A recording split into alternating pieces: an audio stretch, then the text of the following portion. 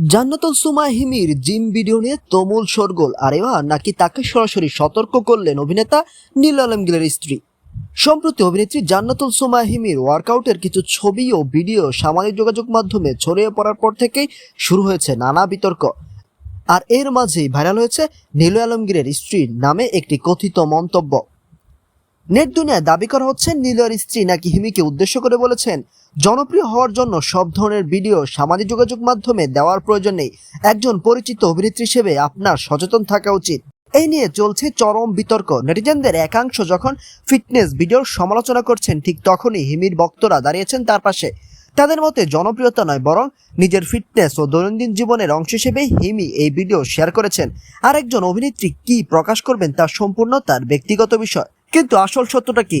সত্যি কি নীল আলমগীরের স্ত্রী এমন মন্তব্য করেছেন? এর কিন্তু কোনো নির্ভরযোগ্য প্রমাণ মেলেনি। তাই গুজবে কান না দিয়ে বিষয়টি কেবলই একটি ভাইরাল দাবি হিসেবেই দেখা শ্রেয়। আপনার কি মনে হয়? কমেন্ট করে জানাতে পারেন। আর এমন সব আপডেট পেতে এখনই আমাদের চ্যানেলটি সাবস্ক্রাইব করুন এবং বন্ধুদের সাথে শেয়ার করতে পারেন। ভিডিওতে একটি লাইক দিতে ভুলবেন না।